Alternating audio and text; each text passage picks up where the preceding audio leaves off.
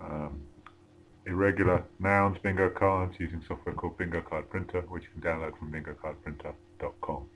This is the initial screen of the software. I can now choose what kind of bingo card I'd like to create. So I click Create New Bingo Card Project. I can choose a blank one, enter my own word, choose alphabet, choose numbers. I can choose school subjects like geography, history, science, math. I can choose events, which include baby showers, bridal showers, birthdays, holidays like Christmas, Halloween, Easter, and so forth. And I can choose English, which includes English grammar and English as a second language ESL subjects. If I scroll down, I can find English irregular nouns, plural and singular forms in two separate lists. Example of a regular noun is the word bacterium, which is a singular form, becomes bacteria. Another example would be the word cactus, which becomes cacti, or another example would be the word half, H-A-L-F, which becomes halves, H-A-L-V-E-S, in the plural form. So the irregular nouns basically don't follow a simple pattern of changing, adding an S or ES or changing a Y into IES. They have a unusual pattern of being pluralized. So anyway, I select singular forms. I can either double click on it or click on it and click OK, and there's my list of the singular forms of irregular nouns. I could add some more by typing them into this window here. I can also remove items I don't want. If I didn't want criterion, I could highlight it and click delete. But I'll say that I'm happy with my word list now. I'll now look at customizing the size and appearance of the bingo cards. I can choose the size of the bingo cards, 3 by 3, 4 by 4, 5 by 5, which is what I started with. I can make a larger one, a 6 by 6, or I can even make a 7 by 7 bingo card, although I haven't quite got enough items in my word list yet to fill out a 7 by 7. I'd have to type some more in. So we'll stick to 5 by 5 for the demonstration. I can choose whether or not to put this heading on the bingo card, and I can change what the heading might say if I wanted to. I can choose whether or not to have a free space in the middle square. See there? And again, I can choose the text with the free space. I can customize the fonts and colors. So let's change the heading to perhaps be dark red with white text, and we'll change the squares to be a checkerboard of red and white. And the free space we'll leave as white for now. So there's my example bingo card with the colors that I chose, and say that I'm happy with that. Now you will notice the words here are in alphabetical order, the same order as this window.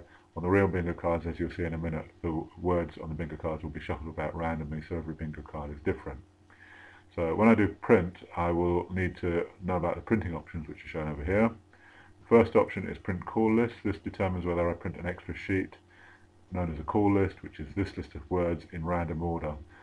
If you're using bingo cards in a classroom situation, it can be very handy for a teacher acting as bingo caller to have a printed reference to the words that you're going to use in the game handy. And so this call list is basically that. It's a printed sheet with this list of words. If I don't want it, I can turn it off.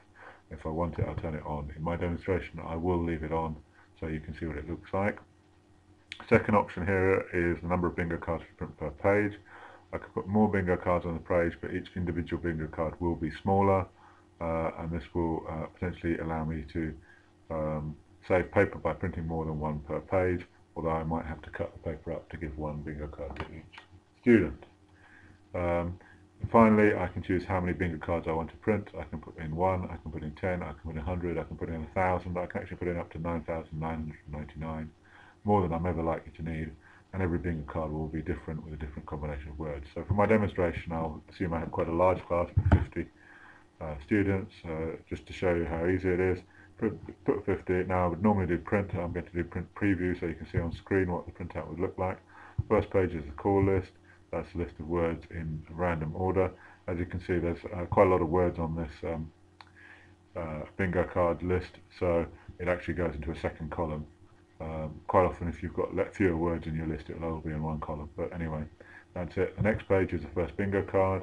I'll zoom out so you can see the whole bingo card there. And the words are arranged randomly around the card. And if I do next page, you see the second bingo card is different, and the third one is different, and the fourth one is different, and so on, up to 50 bingo cards that I chose to print. And remember, I could print more than that if I needed to. If I close the print preview, I'll just mention one other option before we get to the end of the video.